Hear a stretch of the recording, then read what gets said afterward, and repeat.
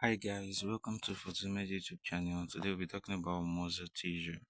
So muscle tissue is a specialized tissue responsible for movement, maintaining posture, and supporting bodily function.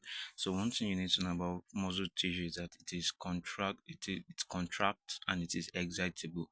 We have two types of excitable tissues. We have the nervous tissue and the muscle tissue. So those are the two types of excitable tissue. While muscle tissue is also it has contractibility. We talk about that in the properties of muscle tissue. So the key types of muscle tissue that we have is skeletal muscle tissue, cardiac muscle tissue, and smooth muscle tissue. So the three types of muscle tissue, just as I mentioned earlier, is the skeletal, cardiac, and smooth.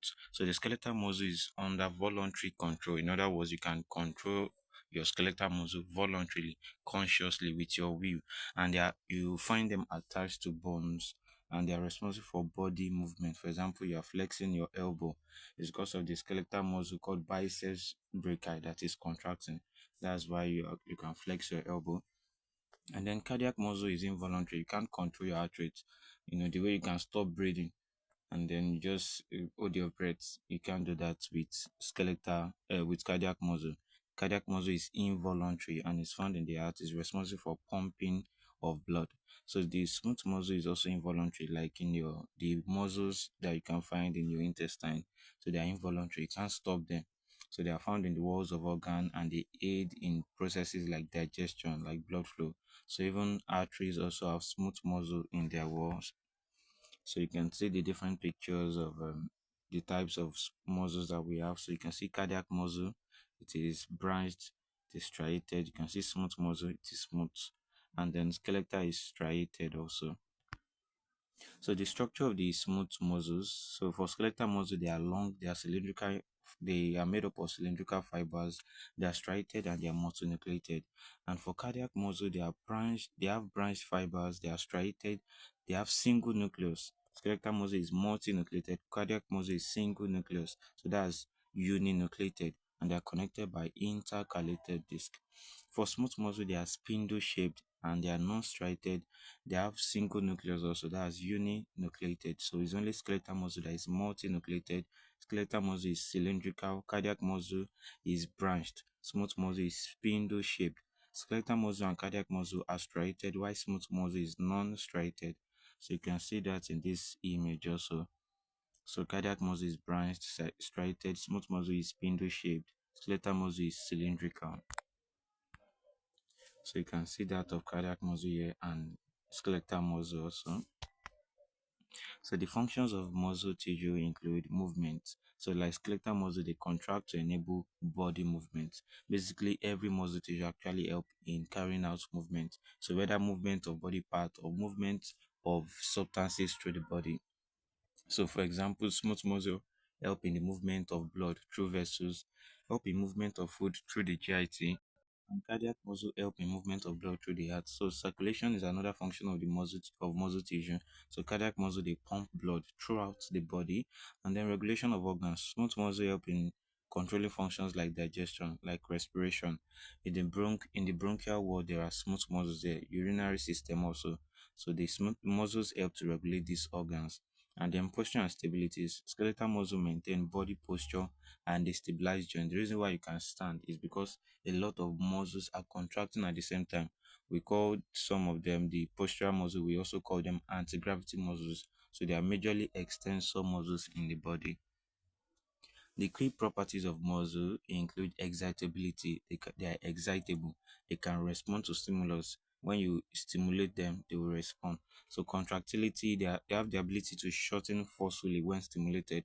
So that's another property of muscle tissue. And then the next is extensibility. So they have the ability to stretch beyond its resting length and also elasticity. So they have the ability to return to its original shape after stretching or contracting.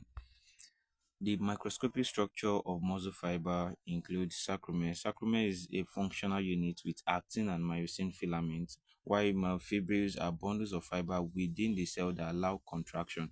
So sarcomere is the smallest unit of a muscle fiber. Myofibril is the bundles of those fiber within the cell that allow contraction. In cardiac muscle, what you have, so sacrum and myofibril, you can only find that in skeletal muscle. While in cardiac muscle, what you have is intercalated disc connecting the cells together. You can watch our video on membrane junction. We talked about intercalated disc there under um, gap junction. So they connect cells and they allow synchronized contraction. They allow synchronized contraction. And then smooth muscle, there's no sacrament. The contraction occur through dense bodies. So you can see different microscopic structure for each of these muscle fiber.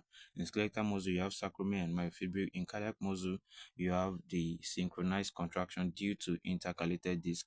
And then in smooth muscle, there is no sacrament. What you have is contraction that is through the dense bodies. So muscle contraction mechanism is actually explained with the theory of sliding filaments, sliding filament theory. And in that theory, it states that actin and myosin filaments slide past each other, causing shortening of the muscle fiber. And then the role of calcium and ATP in muscle contraction is crucial because they actually help in the contraction and the relaxation cycle of the muscle. So calcium ion, we are going to talk about that in the neuromuscular um, transmission.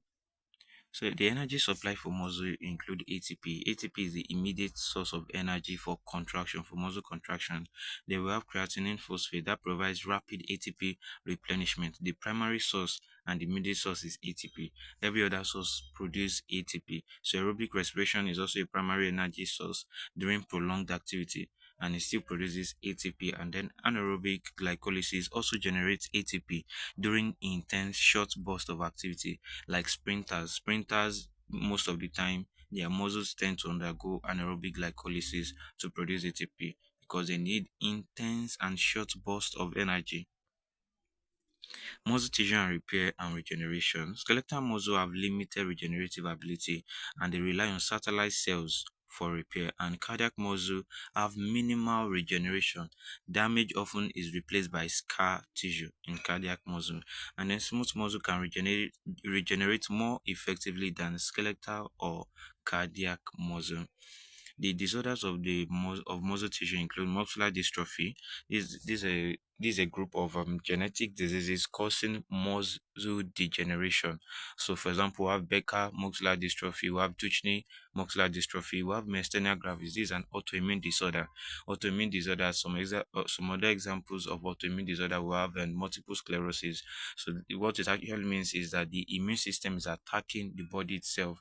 So in this case, the immune system is attacking the neuromuscular junction in myasthenia gravis. So autoimmune disorder impairing communication at the neuromuscular junction, and cardiomyopathy. This is the disease of the heart muscle affecting its ability to pump. So these are the disorders of muscle tissue. In conclusion, muscle tissue is essential for movement, stability, and vital functions. Each type of muscle tissue has unique structures and roles that support the body's needs. The key thing you need to take away is how the muscle tissue, like the microscopic structure of the muscle tissue, the functions, the disorders. We've talked about each and every one of them, and I know you have understood what has been explained in this video. Thank you for watching. Please like, comment, share, subscribe, share to your classmates. Thank you.